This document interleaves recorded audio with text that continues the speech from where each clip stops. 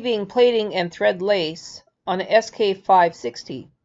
First up, weaving. To weave or not to weave? That is always the question.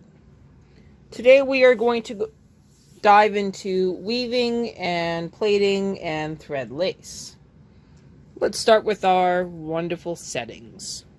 We have our mylar, we have our direction, inspect light is on, coffee cup number 1 on button 1, coffee cup number 1 on button 2. Once we do our free pass, we'll be setting the carriage to W for weaving. Our weaving knobs are of course down. Our rustle levers are of course in 2. Our tension discs will be set to 3 for our sport weight yarn. I make sure that my sport weight yarn is in the rightmost tension discs, and my thin base yarn is in the left. Again, tension 3, 2, or 1 for your yarn. I have performed my free pass. I'm now going to load the weaving yarn into the weaving knob. Yeah, that's how hard that is. I am now going to knit across, and we will see what happens. Here we go.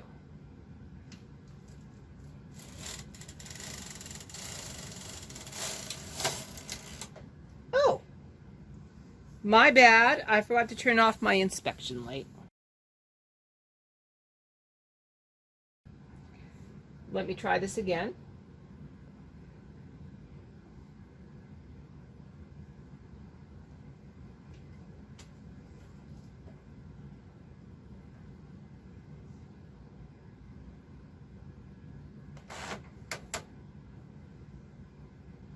So here we go. We take our yarn, go underneath, get it to release, put it the next one,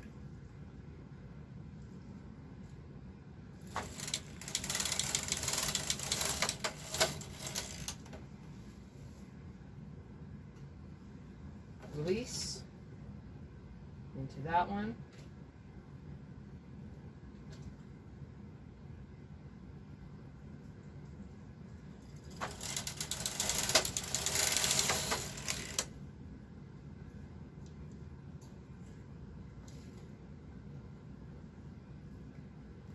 Next one.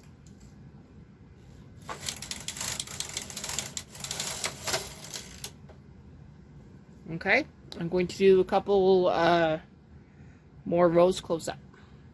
When it comes to weaving, you have to move the yarn into the lead side of your carriage onto those little weaving knobs. The singer will kick out the first needles there to catch it.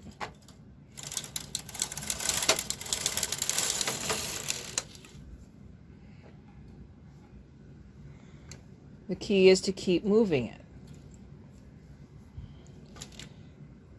Is there an easier way? Yes, there is. And I will show you that easier way in part 2.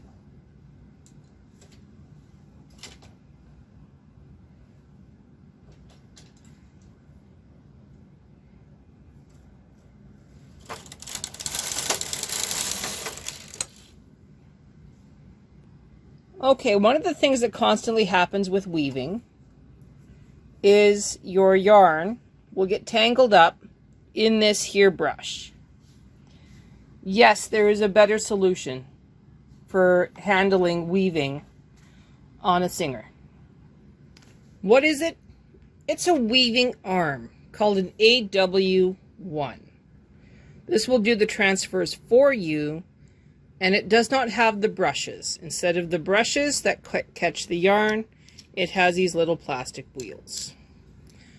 I'm going to install it on my machine and you'll see the big difference. How hard is it? Not hard. These are the change cams. They change the direction on the inner workings of this connecting arm. I am now going to load the yarn into the connecting arm. It goes in real easy on the other side of this wheel. Okay, inspect light is off. Now we're just going to knit. Oh, I forgot to put it in weaving. 1 second.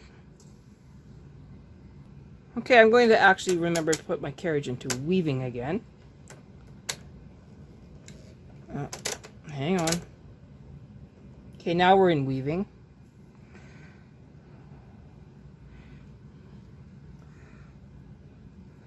Fishing the yarn into the weaving arm.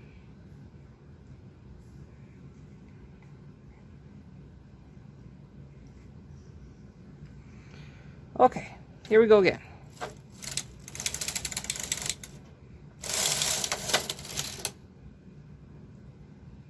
Now I'll let you see that close up. One more time.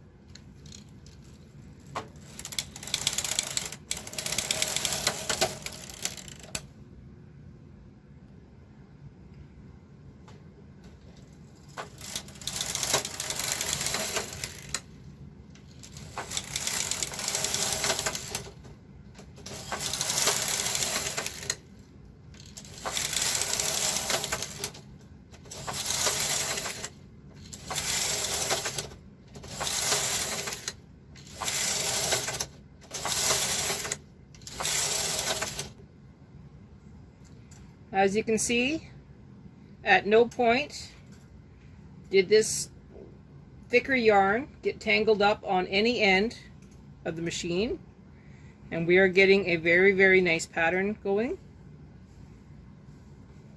I'm going to finish up this pattern and then I will show you the end result. There you go. That is a very nice weave pattern with nice thick sport weight, very thin base color. Purposes of this: cushion covers, drapes, and my favorite, chair covers. I have taken the weaving off the machine. You can see what the business side looks like. Very nice and neat pattern.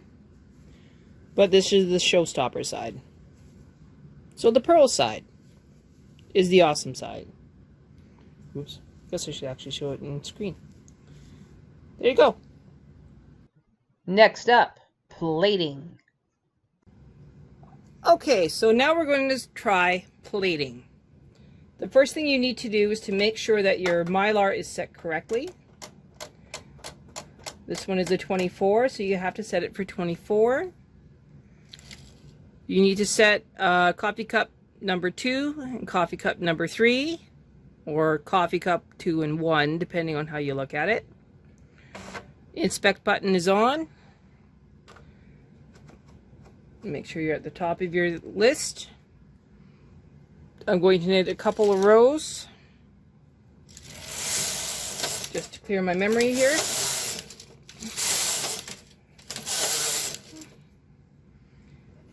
Okay, so now we are going to introduce our yellow yarn, and that setup is pretty unique. So the manual kind of sucks at this one.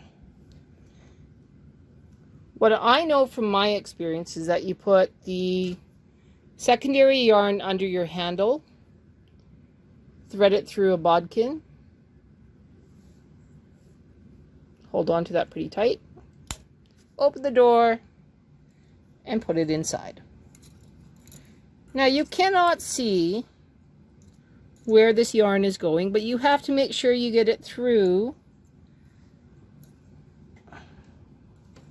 Nope, still haven't got it through yet. Past.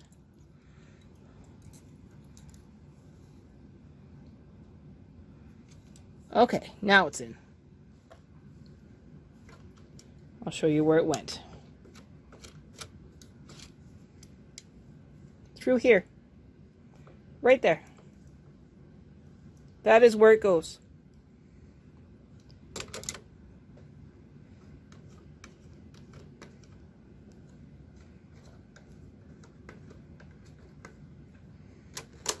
Carriage to tuck. Tuck knobs in. Transfer a little weight to your secondary yarn. And now you knit across. Inspect light is off. Now we're going to see what happens.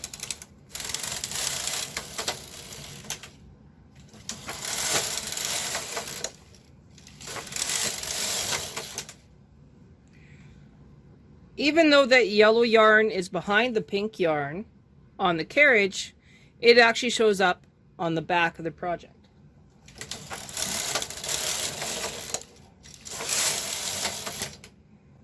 You want to make sure that your tension is at least 2 numbers looser than it normally is.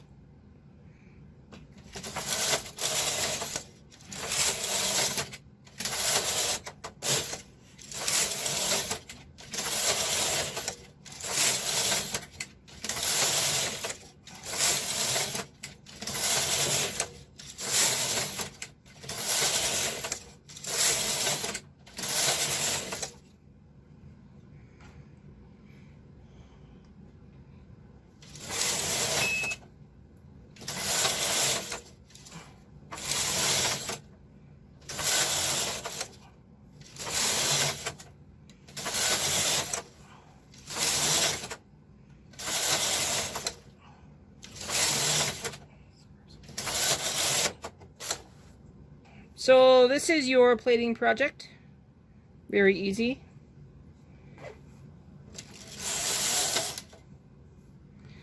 This is what the front looks like and the back. Last but not least, punch lace. Now we're going to head into thread lace.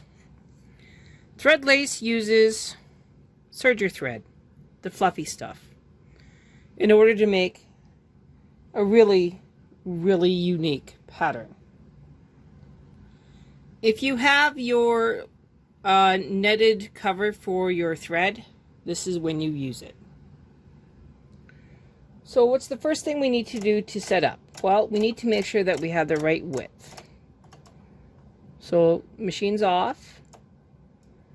Looks like 52. Am I right? Not sure here. 54 is the dark line, minus 2. Yeah. Okay, so 52. Now I'm going to turn on the machine. It's going to go down. Check my inspect. Yep, still going down. Now I'm just going to let this sit for a minute while I have the carriage on the other side. We're going to change button number 1. So we're in selection 1. Button number 2 is staying at position 1.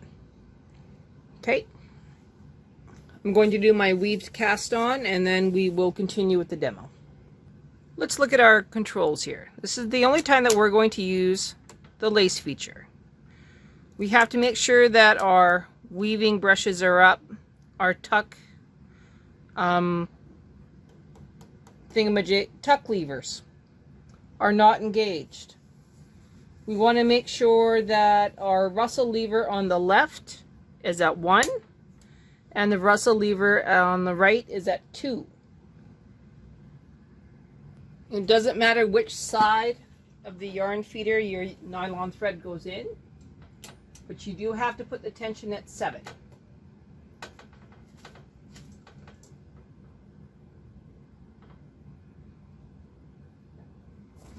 All right. Clear as mud. The next important position you need to remember is that the thinnest thread is in number 2. Not number 1, number 2. Okay. One of the key instructions for thread lace is that you need to move your end needles on your fabric to D. They will not knit going in one direction, but they will knit in the other direction. So inspect light is off, and now we're going to go across. Pretty scary, but it's what needs to happen. And then we go across. It's kind of frightening at this point, but we go again. 1, 2, put them in D. 1, 2,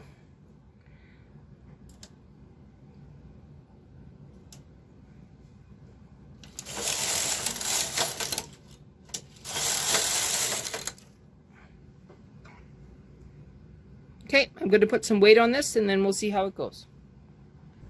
So you look at this project and you think, yeah, okay, I don't understand why this is so cool.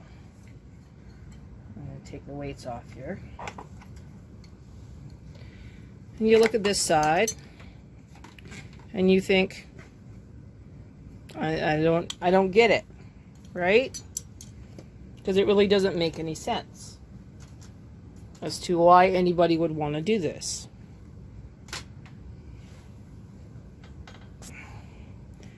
And then we look at the sides.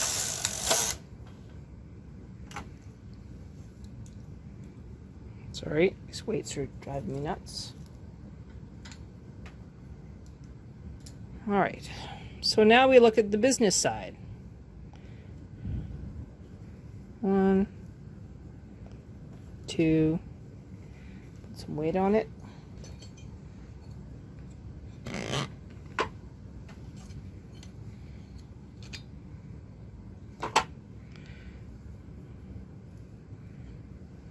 There's the idea. So it's like lace, but it's not lace. It's a lot safer for little baby fingers and stuff. And a lot of people make sweaters with this kind of maneuver. I personally don't like it, but that's my own opinion. You can see where it drops a lot and the threads get caught a lot. So it's not as reliable as the other knitting methods. But it's pretty. And this brings us to our knit along. We're going to do a pillowcase. And then next up, the river.